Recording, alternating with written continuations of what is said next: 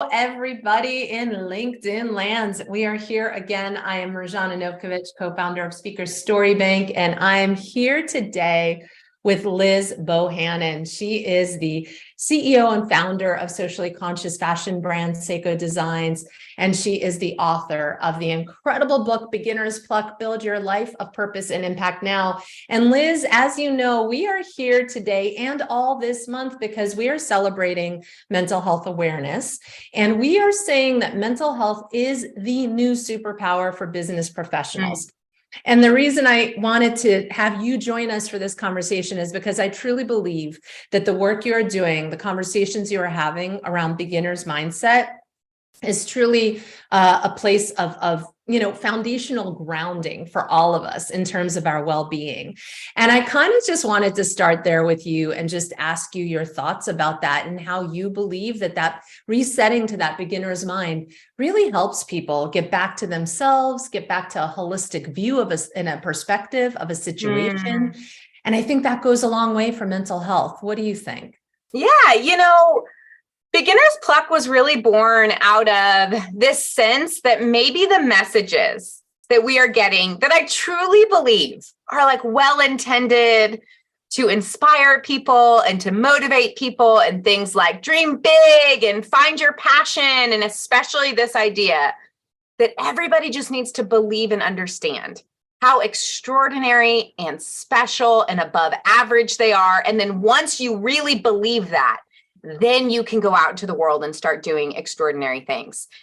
Here's the thing, Mirjana, I said things like this. Like, I was not just to my friends either, like up on stages, teaching, sharing these messages. And when I got really, really curious and willing to really look for feedback that maybe people weren't even saying, with their words, what I started to notice is that this message didn't actually seem to be one that was creating energy, momentum, freedom.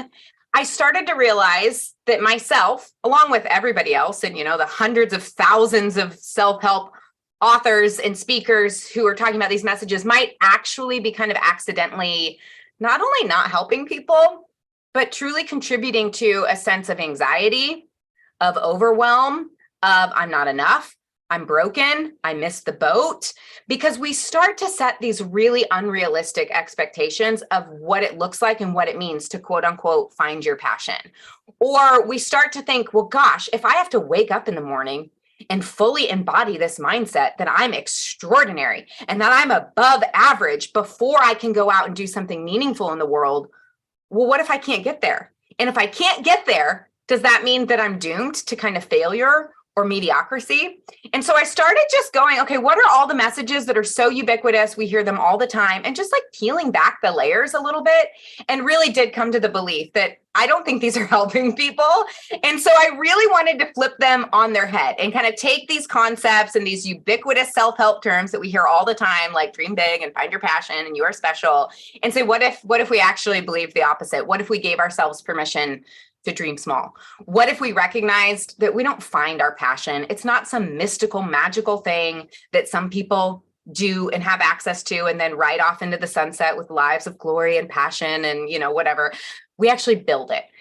The moment we go from even this language difference of finding to building, what that does is that kind of demystifies it, and it puts us in the driver's seat. All of a sudden, it's not up to luck. It's not up for us to just like find some mystical thing, for it to jump out at us and go like, oh, okay, now I finally found the thing that I'm really good at.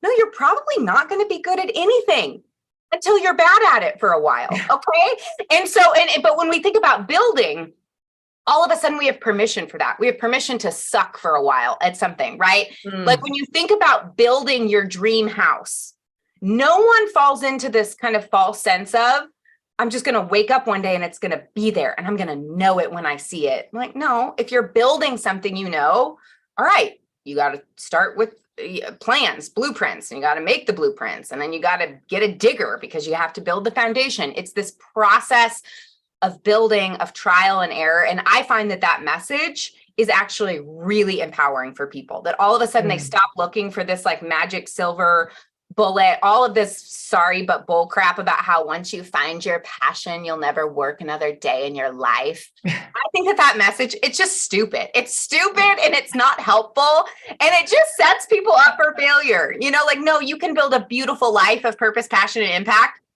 And yeah, there's going to be days where it feels like work, because work is work. And so really just like helping reframe and reset some of these ideas for the purpose, again, not so that people own mediocrity and don't dream big, but so that they're unlocked from this state of waiting for something in the universe to happen that signals greatness or signals that I found my passion, and launches them into a posture of creating, of owning their inner beginner, of trial and error, of experimenting, and ultimately one of freedom. Already like, I could take a breath. Like, it feels like you could breathe into that. And I will tell you, I almost lost a dear friendship over the years ago, because I was one of those people who'd be like, well, what's your passion? And I had this one dear friend who was struggling just to like find the right. And one day she was just like, oh my God, if you ask me about my passion one more time, I will just scream. I do not want to talk to you anymore. And I get that, right? It is overwhelm. It does create so much anxiety and so much overwhelm. And I'd love for you to share a little bit of your story, because when you were working, before you started Seiko Designs, before you were dreaming big, like you said, and share a little bit about what your aha moment was to your switch and trying to find, well, your greater purpose, and how you took those steps. Yeah. So of course, this is all in hindsight. I do want to preface that, because I think those of us who are on the other side of, like, I have built a life that is on the foundation of my values, my purpose, and my passion. Not that I don't have more and that there won't be more iterations, but like, I know what I'm passionate about and I'm living into that. People like us that are kind of on that side, I think it is so important that we acknowledge, when we go back and we retell our stories, what I'm about to tell you, I deeply believe in, but I can only see it in hindsight. Okay. So it wasn't like in the moment I realized that this is what was happening and it was all making sense.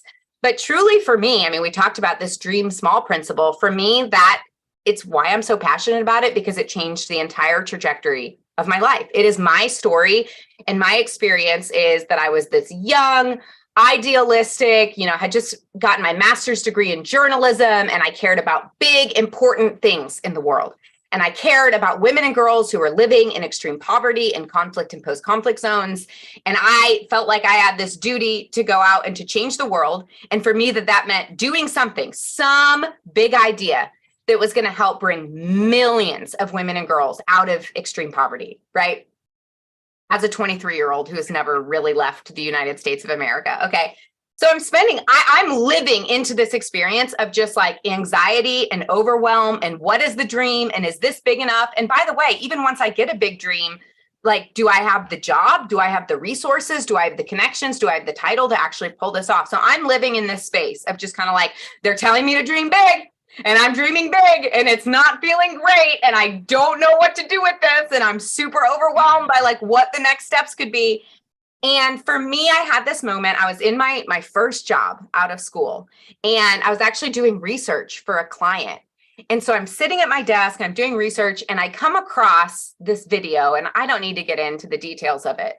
But what ended up happening is I'm watching this video, and there's this moment in this video where the phrase one girl, because it's all about this idea of if you empower one girl in a developing economy, how she can change her whole community, which, by the way, is something I intellectually definitely already knew. This was not new information to me. What was new is that when the phrase one girl flashed up on the screen, it's like white text on a black background. If you don't have a photo, what your mind does is it goes searching for a photo, right? It goes searching for something, an image that represents the words on the screen. And I realized I didn't have an image.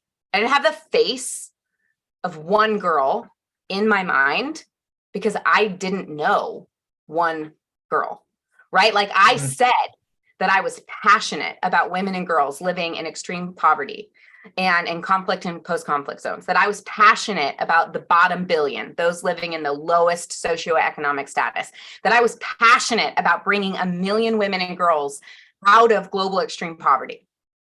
The reality is, I did not have a single friend.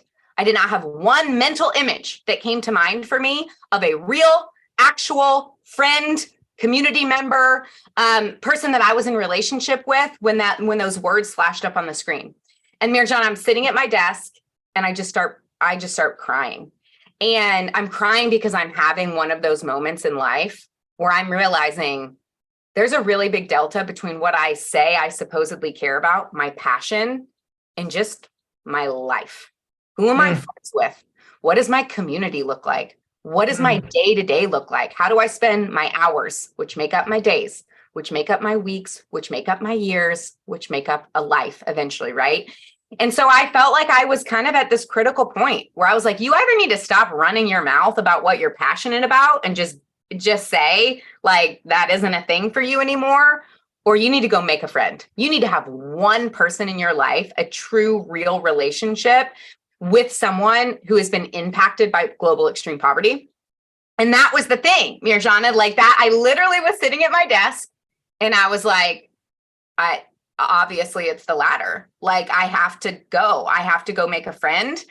And I put in my 2 weeks at my first job.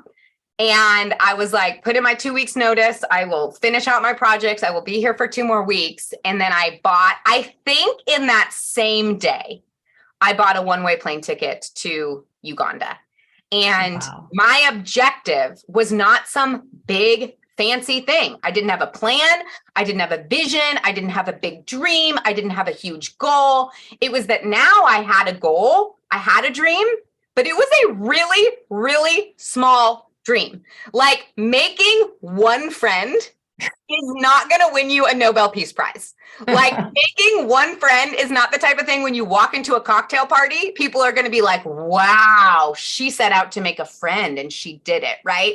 But the thing is it was like I had this tiny, tiny dream and then I just actually took it seriously. And I was like, what if I treated this small dream like it was as big and as important and as inspirational as, some other big thing that I could be spouting out. And I like treated it with respect.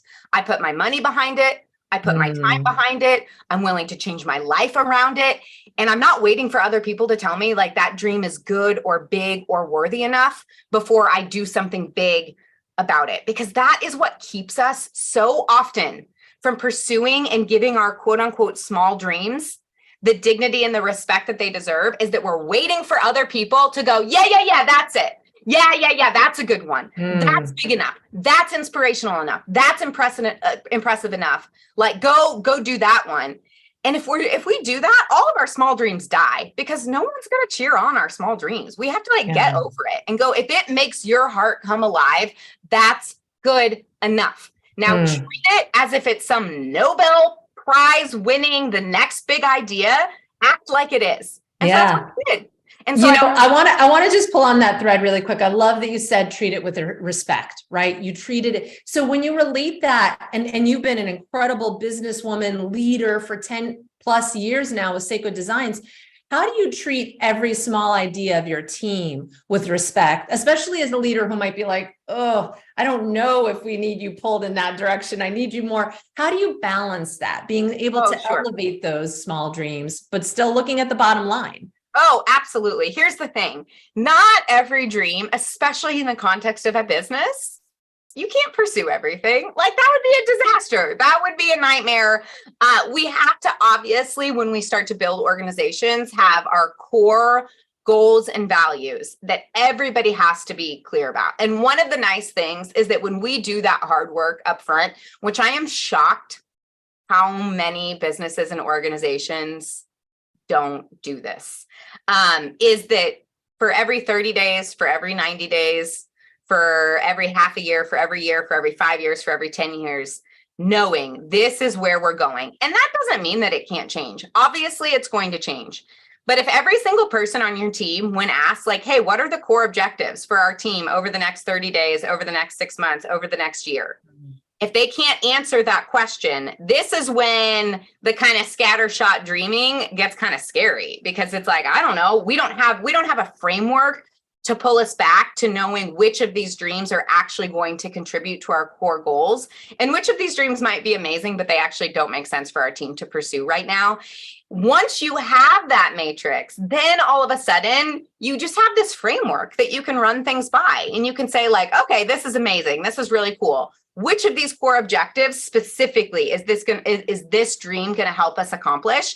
And if the answer is this one, and here's why, that's like a great green light to go, okay, cool. How do we continue to kind of stoke that flame? And if the answer is, this is really cool, it's a really beautiful idea, it's really innovative, it's really awesome, we don't have any core objectives that's actually going to support, it's a lot easier to say like, let's put it on the dream list. Let's put it on the backlog. And someday that might actually make sense, but that's not where we're going to spend our time and energy today. But I do think as we create cultures, what we do have to do is create cultures that give people the freedom and the energy to at least bring those things to the table. It is far, far, far better, in my opinion. We're so afraid of this idea of like, well, if I give people the space to share their idea and then we don't do it, that's kind of more crushing than if we create these cultures where people just suppress their own dreams and they never actually bring them out in the first place. And I think that's really wrong. I think building cultures where people feel the freedom to say, hey, I have an idea. And a lot of times when you give people the freedom to do that, and you teach and you build a culture of curiosity. So when we have this thing that we do where we call it our magic wand meetings. Okay. And this is a time that we create, and it's like a formal thing. Like if it's a magic wand meeting, it's going to be on the calendar. You'll see it. It'll say like magic wand and then the project that we're like thinking about. And everybody knows what the rules to a magic wand meeting are. So they come prepared. Like literally an onboarding. We're like, okay, and then there's this thing called magic wand meetings. Here's the rules. Here's how you show up. Okay. And so I'll tell you the rules of a magic wand meeting. There's only two. The first rule is that when you share an idea, you have to start it off with, if I had a magic wand. And it's silly and it's cheesy and it's like, oh my gosh, whatever. But here's what this does. It puts everybody in a posture of ease and of freedom, that there are no dumb ideas, that it's like, yeah, but I said if I had a magic wand. So you're not immediately going to this place of like, do we have enough money? Who has the capacity to pull that off? Have we tried this before in the past and it's failed? So many of these things that if we're building a culture of kind of fear and ego, people are going to run their ideas through so many different of those kind of points that they're going to kill it before they can share it because they don't want to be humiliated. They don't want to be embarrassed. They don't want somebody to poke a hole in it and to feel like, oh, I just shouldn't have said that in the first place, right? So first, what it does is it gives our team the freedom to just like put their ideas out there and get the kind of energy flowing. And then the second rule of a magic wand meeting is that when somebody shares an idea and says, if I had a magic wand, shares their idea, everybody else in the meeting has to look at them and has to kind of lean in and go. And Mirjana, I don't know if you've ever been in a meeting where like 10 or 15 people all at once are just looking at you going, wow. But I'm telling you, even if you know the only reason they're doing it is because they have to, it still feels so good. And it just creates this like energy and momentum. And so then what we've done is we've just created freedom and energy, and we have all of these like amazing ideas up on the board. And then depending on the project and the scope and what we're trying to get to, a lot of times what we do is we reverse magic wand. So we've got some big kind of crazy idea, and then we kind of switch gears and we start going, okay, what's the like nugget of that idea that actually makes it feel so epic and amazing? And how do we actually do that within the confines that we have? Resources, time, money, energy. But what that does is when you give that idea kind of just like freedom and energy, and then what you do is you hang on to that freedom of energy as you dream a little bit smaller and smaller and smaller. So what happens is your team walks away with an idea that is actually smallish, like small in the way that it's like, okay, we could accomplish this in the next 30 days, but we have the energy and kind of vision around it that we typically reserve for those like big dreams. So that's like a practical way that you can take the big dream, small dream ideology into your teams and your culture. Oh, I love that. So first of all, I love what you said about values, how even in your onboarding process, you let people know that, these are our core values. These are our objectives. These are the things that we will always work towards. So you're right that people should have that flexibility to come to you with any idea, knowing that if it is put aside for a little while, it's not because you're just putting every idea aside. It's just not working towards those core values. So again, it's that communication and connecting that is so important that you bring to your teams. And the magic wand session, boy, that is something, right? Like you said, there is something about just the energy, as hokey as anybody out there might think. Now, I know you're an organization of mostly women, but maybe you've got some men in there. Do you have men in the magic wand sessions? Oh yeah. And do you find anything from the gender perspective, or are they kind of loving it just as much? Totally. Here's the thing. I think, and we could have a whole different conversation about this. I think that the men in our community sometimes need actually a little bit more support with anything that kind of has to do with like dreaming, being a little bit out there, something that maybe is seen as like a little bit cheesy or connecting focus, because I believe that men in America have grown up in a culture that's really fed them a lot of lies about what it means to be a man. And there is a lot of ego and some shame and some sense of like, no, I have to come. I can't be curious. If I'm curious, that means that I don't know what I'm doing. That's so wrong. It's so wrong. And the science shows us it's wrong. And we see over and over again that curious leaders are the most creative, innovative.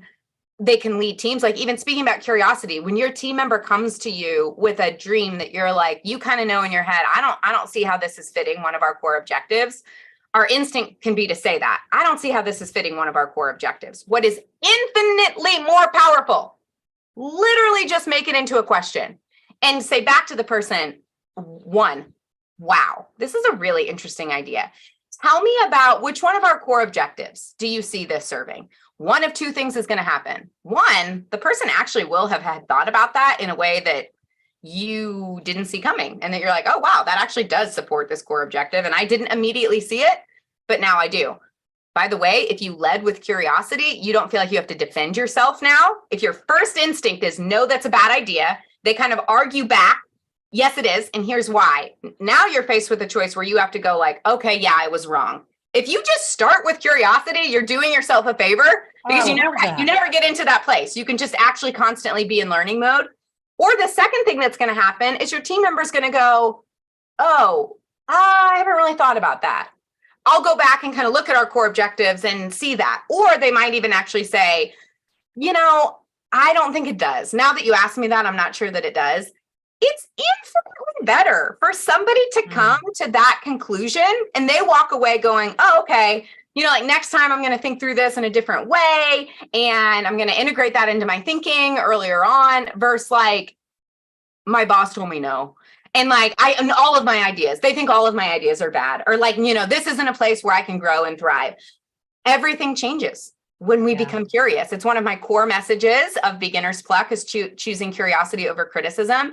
And I do think that men have a harder time with that, not because of anything intrinsically about being a man, but I think the messages that our culture has given young boys who then turn into men is that, hey, what power looks like and what success looks like is always knowing the answer and is being the loudest, firmest voice in the room. And that's a real disservice to becoming a better leader. And so I find, especially with men, when we create these environments and these tools and these exercises, that there is just like, there's a cool energy that kind of comes to life and freedom that comes to life in a totally new way. And I've had the privilege of working with, I think, my favorite men to work with.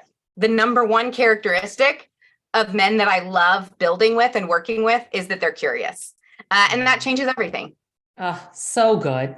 So, picking back up with your own story then, so you go to Uganda because you're going to make this one friend figure out what do you do from there? So I go to Uganda. I try to make some friends. I end up making a few dozen friends, which is awesome. Bonus. I made one and then that led to, 5. And ultimately the majority of my friendships came because I discovered this school outside of Kampala where 25 of the brightest girls in the entire country were at this school. It was kind of like a boarding school. So they came from all different areas. All of these young women were really, really bright. They did really well academically and they showed a lot of leadership capacity and potential, but all of them came from backgrounds of extreme poverty. And so what was happening is there's a 9-month gap between high school and university. And they were going back home to their villages during this 9-month gap. And they couldn't find jobs. And a lot of them were facing a ton of pressure to get married and to start having kids and to not continue on to university. And so long story short, I tried a couple of different things that failed. I love talking about failure, but we don't have time for that today. And then I ended up designing a pair of strappy, funky sandals. And I taught these young women how to make these sandals. And I made them a promise. I said, okay, hey, if you make these sandals during the 9 months between high school and university, I'll go back home to the US and sell them and you will go to college next fall. And they were like, okay. And I was like, okay. And came back home to the US with several hundred pairs of sandals that I started selling out of the back of my car. And it worked. We started selling enough sandals to support these 3 women. We got to send all 3 of them to university that next fall. And we were like, okay, if it could work for 3, let's go for 6. And year after year continued growing and growing our product offering, and then really building out a whole network of artisan partners and fair trade suppliers all across the globe. Africa, South America, India, and then we built a network of social entrepreneurs here in the US, folks who were saying, hey, this is amazing. I love fashion, but I want my fashion to do good in the world. And I want a purpose and I want to wake up every day and do something that I believe matters. And so we built a whole network of social entrepreneurs here in the United States. And together we've built a beautiful, thriving global network where over 280 female scholars have been supported to go on to university. And we've created jobs for tens of thousands of artisans across the globe. I love that. And you have one special story about one of the women who you helped, who now manages, I think, a lot of Uganda. Can you share that story with us? Oh, gosh. Yeah, you're talking about Aggie. Yeah. Aggie started, Aggie grew up in a village outside of Kampala. And when she was 13 years old, a village elder approached her father and offered him 20 cows in exchange for Aggie, which, to give context, was an enormous... To talk about the cows. I mean, this is what we're talking. This isn't like 30 years, 40 years ago. This is like... And this is happening. This is happening today. This is a reality facing hundreds of millions, if not billions, of women and girls across the globe. Now, where the story gets interrupted this time was actually, speaking of men I love to work and build with, was because Aggie's dad actually stepped in and said no, which was unheard of, completely unheard of, especially because 20 cows was a huge bride price. And he was like, no, Aggie's really smart. I want her to stay in school. And it shocked the entire village. And frankly, then I think from that point, Aggie kind of became somebody people were watching, where I was like, whoa, that's something that hasn't been done before. And so Aggie continued on to high school. She got into college. She went to university. And then when she graduated from university, she went out to go get a job, super qualified, had all of this, just like gumption and vision and excitement about how she was going to use her degree to change the world.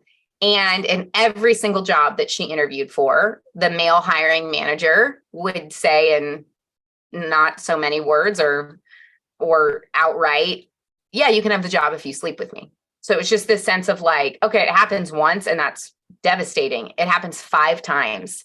And by the point in time where I met her, she was so demoralized of just like, I literally came this far. I'm the only girl in my village who has completed university. And this is how my story is going to end, right? Again, this isn't just Aggie. This is millions of women and girls across the globe on a daily basis facing these same extraordinarily unfair circumstances. And so I met Aggie, and long story short, I was like, we're like in a little house. We're storing our sandals in a bathtub before we ship them out. Like, I'm like, I'm not hiring.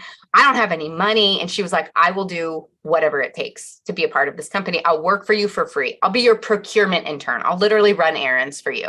Well, long story short, Aggie is now not only, she became the production manager, then ultimately the general manager, and she is now the majority owner of Seiko Uganda, and is showing the entire world, but especially the girls in her village, what happens when girls have an opportunity to learn and to lead.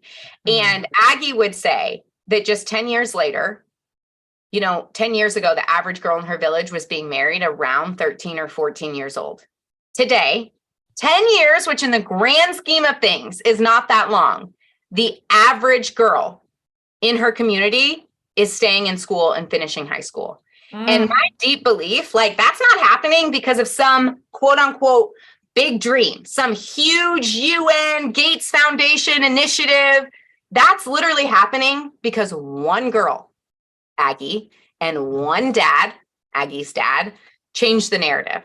And now girls in her village are going, oh, that's what happens. That's what happens when a girl stays in school. She starts running a company and then eventually owns a company, and she's traveling the globe and she's speaking on stages in front of hundreds of thousands of people. Like, that is what is actually changing the world. And Aggie is making a change that, frankly, I would not be able to, because Aggie can connect and has a lived experience that's shared with those girls in a way that I just don't. And so she, to me, is just she's what calls me back to that power of one as we think about dreaming small, right? That sometimes the world actually changes because we take our small dreams, or that one person, and then that one person goes on to create a change that's like far bigger than anything we could have imagined. Oh, gosh. Wow. What a testament, though, Liz, to your work and to your mission, going out to Uganda to find one friend, one person. And I know Aggie came later, but boy, what a sweet way to round up, that story and all the work that you're doing. Catch us up to today, because you've had some exciting things that have happened with Seiko, as you as a leader had to look at competition, collaboration over competition, and some of that. Can you just give us some high notes on that piece of it? Yeah, absolutely. So Seiko, as of last fall, we actually merged our company with who at the time was our biggest competitor, with a brand called Noonday Collection. It's actually an amazing story. I don't know if we have a ton of time to go into it, of how it all came about. But I think one of the key takeaways for me, as we're talking about, you had mentioned collaboration over competition. I think one of the things when people were pretty shocked, I think, of like, wow, like, how did this happen? How do you go from being, your biggest competitors to not only just in business together and merged, but specifically my relationship with the Noonday Collection founder, who is now my new business partner, it's been one of the highlights of it, of just like the friendship, the relationship, the collaboration, and people going, whoa, how does that work? How does that happen? And what I like to tell people is, I'll tell you what, it doesn't happen overnight. This is a muscle. If you are going to be somebody who believes in collaboration over competition, this is a muscle that you exercise in a million small ways, with a belief of abundance over scarcity, with a belief of generosity, of curiosity, of relationship building, of community. And you have to do that in 1,000 small micro ways before the opportunity to collaborate in a way that's going to, be press release worthy actually comes to fruition. And I would say that was true of both Jess and I, that we held a belief in the world that when I looked at Jess, yes, she was my competitor. When she looked at me, likewise. But I think we both looked at each other and could go, hey, she's building the world that I want to live in. And likewise, we're like, our values, what we're going after, what we want to create are way more similar than they are different. And so I'm actually going to do whatever I can to build that up, because she's not my competitor. She is in like on a practical, like nuts and bolts on paper way. But when we see ourselves as part of something that is bigger than us, that's when we start to have the freedom to make more of these creative connections and conversations. And so I'm in a whole new journey, professionally and vocationally. I will say leading thousands of people through change, like a merger acquisition is, I feel like I got a PhD in people and in change management. You can read all the books you want and listen to all the podcasts you want, but living through how to walk people through such an enormous, emotional, challenging change really pushed me to my edge as a leader and taught me so much about how to walk our people through change. So that's an experience that I will forever be really grateful for. And, talking about making one friend and even mental health, I think one of the things that this entire experience and really my whole decade of lived experience has been teaching me is just about the power of community, about the power of community on every single level, whether that is on a corporate level. I don't think my company and we could have a whole nother, we should just do LinkedIn Lives every week. Because could have a whole nother conversation about my company doesn't exist without community and without real, meaningful connection. I don't think we would have survived the pandemic without it. So I think so often we're like, oh, community. It kind of feels like a fluffy buzzword. But the reality is it's actually a business survival tactic. And I don't believe that in this next decade, businesses that don't take community building seriously do not survive. It is not, it's the new norm. And if you are not thinking about how you are engaging everyone from your end customer to your key stakeholders and your employees with a sense of purpose and community, you're going to be in trouble. And then even on a personal level, all the way down, I know kind of we're talking about mental health. And one of the things that I'm becoming increasingly passionate about is, the Surgeon General just last week released an 80-page advisory saying there is something facing Americans. There is a public health crisis that we have to have a plan around, and it is killing people silently. You want to know what it was, Mirjana? The number one thing that the Surgeon General of the United States of America is saying, this is the most important, most urgent mental, emotional, and physical health crisis we are facing right now. And he said, it's loneliness. It is loneliness and a lack of social connection. And that's another thing that I think so often we can be like, oh, it feels kind of, I don't know, like fluffy or soft. Like it's not heart disease, not diabetes, whatever it is, it's not COVID-19. But truly, Mirjana, being lonely is more dangerous to your long-term physical health. We're not even talking about emotional health. Your actual mortality. Being lonely is worse than smoking 15 cigarettes a day. I want us all to wrap our minds around that. The physical health implication of being lonely is worse than smoking 15 cigarettes a day. And guess how many Americans would say that they're lonely? 1 out of 2. Wow. 1 out of 2 Americans would say, I'm lonely. I don't have the social support that I need. And I think we as leaders, we have to know that. We have to embody that. We have to know that, one, for us as leaders, those statistics are even worse for people in positions of leadership. Because, there's even this old saying about it, right? It's lonely at the top. Yeah. Like we have this belief that it's lonely at the top. I deeply believe that it doesn't have to be. But it's not just going to happen accidentally. We live in a culture, in a world, and in a society where if you are not actively thinking about how to build community, how to invest in relationships, and how to prioritize that, you won't. Like we don't have a culture in a society that kind of the natural stream is pushing us in this direction. It's actually the opposite.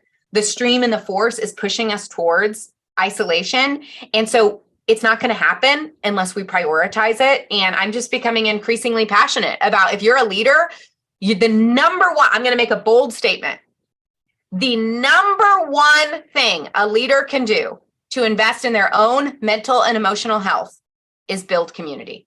Number one, it's the number. And listen, we've got whole wellness industries, billions of dollars, the supplements, the potions, the exercise machines, the everything you name it is blowing up because we are not well as a society. And I'm saying, I don't think there's anything wrong with those things, But the number one thing that you should be doing is investing in relationships and community and social support.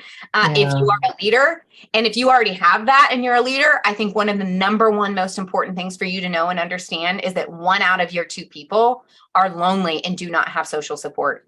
And as leaders, I believe that we have a maxim to know that, to embody that, and to work to create societies, cultures, companies, and communities where people are known, where they are seen, where they have support that they need. And I have learned so much about that over the course of the last 10 years and building multiple different communities, whether that's on the corporate level, whether that is in my personal life, but also in my cross-cultural experiences. There's a lot of things that I've learned from my friends that live across the globe, how they are living that is actually contributing to mental wellness in a way that we are not. And so it's something that I'm kind of researching a lot and learning a lot about, and am really enjoying getting to talk about these days. And right. And I want to say, like, I mean, all your work in Uganda and different areas of the globe, are you finding, I mean, connection and community, I imagine, is probably higher on the scale for many other global countries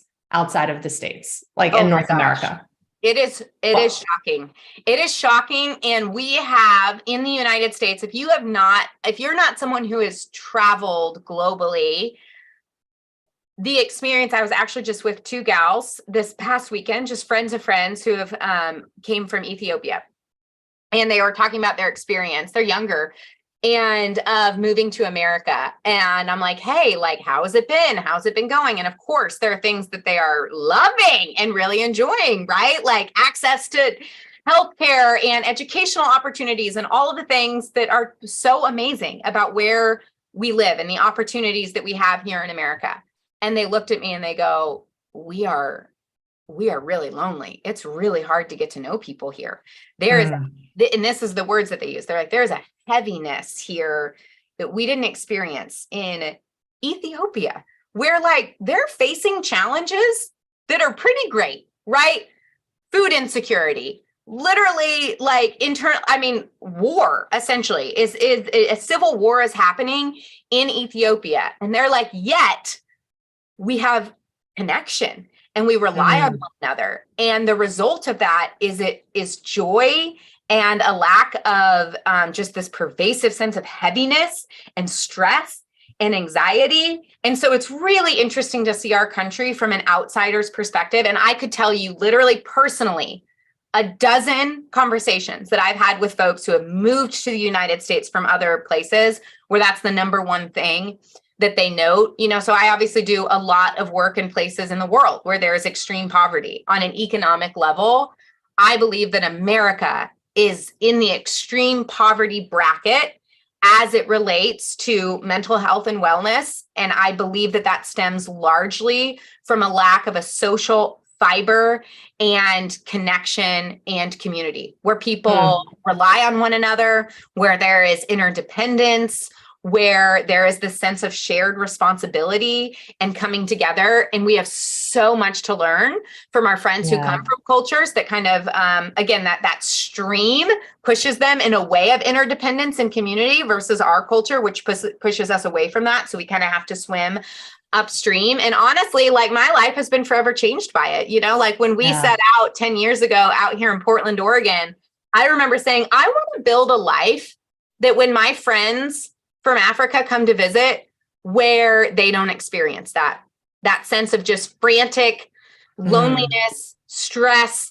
anxiety, disconnection. And I would say we live in a way out here in Portland, Oregon, that many people would consider very unique. I joke that we live on an urban commune. It's not quite that extreme, but we bought property in the city with our friends. We built houses on the same property. We all have our, unique individual single family homes. But we are building a life where interconnectedness and interdependence and proximity is the norm. And Mirjana, I can't tell you the amount of people that come onto our property and they're like, what? Again, we're just like right in the city, we're just like normal people. We got normal jobs. We're entrepreneurs and physician's assistants and lawyers, but we're going like, hey, why would we go do this alone if we could do this together? And why would I build a life where, when my husband has a work meeting that runs over and my oldest has a soccer game where all of a sudden I'm in an emergency situation and I have to rely on unreliable paid labor to help me out versus being in a situation where I can say to my neighbor, who's my best friend, who I deeply trust, hey, I got a 45-minute gap. Can Theo play in the backyard, and can you keep an eye on him for 45 minutes while I run this one? And those micro things, those micro moments of waking up and knowing I'm not alone. I've got a community of people where there is give and take. Yeah. My best friend on Friday she's 8 months pregnant and is having emergency dental surgery, and sent out a text to our little community of going, okay, I got a slot. I have to do this surgery. The problem is I've got the kids, and within 30 seconds, like multiple of us going, great, do not worry about it because we live 6 feet away. We got this. I'll run over, put a movie on for the kids. I'm going to keep working. And these are the types of things, It's seemingly small things that over time change your whole life because they make you realize you're not alone. Yeah. And you don't have to engineer your life so perfectly and to the point with military precision that if it gets off, it causes an emergency. It's this huge stressor. It throws everything off.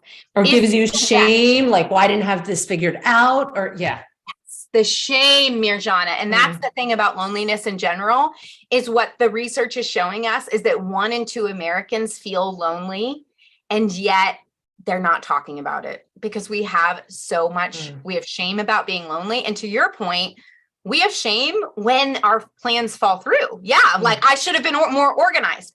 I should have gotten my act together. And the beautiful thing about when you start to build communities of transparency and authenticity, where you tell the truth, where you show up in these harder moments for people, is that it does not take long, Mirjana, before you go, oh, I'm not the only hot mess.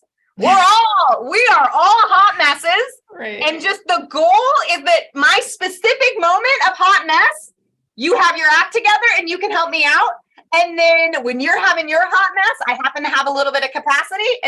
But like the shame around that, I was having a conversation. I know we're over time. Is it okay that I know, but we keep going. Okay. I was having a conversation. I was with Agnes, who is out in the United States. So she's the owner of Seiko Uganda. And we were just talking about motherhood. And she was observing the differences of motherhood in America versus Uganda. And she was sharing with me, I was just explaining, I'm like, a lot of people don't ask for help here because it feels shameful. Like I should have been able to figure this out. I shouldn't need help. I'm, all of these messages. I don't want to be a burden. That is a huge thing. I don't want to put somebody else out by asking for help. And Aggie looked at me and she goes, if one of my friends knew that I was struggling and literally just struggling to get home from the office in time to get my girls from school, if one of my friends knew that I was having that struggle and I didn't call them, that would cause relational discord. My friend, this were words that she used. She goes, my friend would be really upset with me. Like that is how different it would be. Like that would be a breach of friendship to be like, you are suffering and you need help and you're not calling me when it wouldn't be that big of a deal for me to step into the gap for you in this moment. And those are the types of things that, we can say it's fluffy. We can say it's like, friendship, community, and the reality is this concept is game changing. And on an actual physical and then absolutely mental and emotional level. And when we have that support, and especially for those of us who are in leadership positions, I believe that when we invest in these safety nets for ourselves, we actually get to take bigger risks out in the world 100%. Because we're not so afraid that we're going to get in over our head and it's going to be a disaster. Where it's like where we believe I can actually risk and I can stretch and I can go through hard seasons because I know I'm not alone in the world to figure this out. And it changes everything. It makes us more creative, more innovative, and more willing to take risks when we have that available to us. And you're building an internal culture and community of stakeholders. Like everybody from the person answering your phone to the top line is a stakeholder and they feel it and they're there for you. And that's everything, and we always use the adage of it takes a village. We throw that around, but you're right. We don't we don't follow through on what that means. I'm like, no, I really mean it. You're in my village. Like, let's really be here for each other. I wish people, to your point, would start becoming more open to that. I hope we can. There's a meme going around that's like, I've heard this thing about it takes a village, but where does the village come from? And I get it. Like, I get that people are like, yeah, I hear that. But then do you just wake up one day and there's a village? And the answer is no. It's like every other good thing. You have to build it.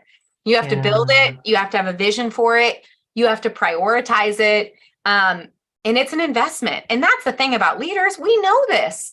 Leaders are the people that are willing to make short-term sacrifices for long-term gain. And we know that in our companies. And what I want to see us is thinking about community like that. Like, you're right. There might not be an immediate ROI for you this quarter when you start to invest in building community. But I promise you, over the long haul, whether that is within your organization in a formal capacity or whether that is you as a leader doing this in your own personal life, there is nothing that I believe in more, that there will be a return on your investment if you choose to prioritize this. Thank you so much. I mean, and the data that you brought in, I mean, this is real. This is a real, true epidemic. And this is something that we have to address. Gosh, Liz, we do need to do more of these because you gave us so many golden nuggets. Thank you, my friend. I mean, you're doing incredible work. You are out there speaking about this, the beginner's mindset, all these pieces, the well-being that comes into play, just incredible. And we look forward to continuing to share more of you with the world. Well, I love it. Thanks for giving me the space to run my mouth on a Wednesday morning, get me all fired up. So appreciate you, your partnership, how you embody collaboration over competition. You truly, truly do in your work. And that's why I love working with you. So Thanks for creating this space. And thanks for everybody who joined us for this little tea time for us here today. That's it. I hope this served you in some way. And of course, if you have any questions or thoughts, leave a comment here. You can send me a message on LinkedIn. I love these conversations. And of course, if you're interested in hearing more, Mirjana and I would love to talk to you about that. Yes, you got to bring Liz Bohannon to your stages. That's what you have to do, into your people, into your community. If you want to know how to build community, connection, lives of purpose and impact, this is the lady to do it. Really, Liz, you are incredible. You are infectious. You are just infectious. And we'll leave more information below. You have your Plucking Up podcast. If anybody wants to hear more of Liz's sage advice, great conversations.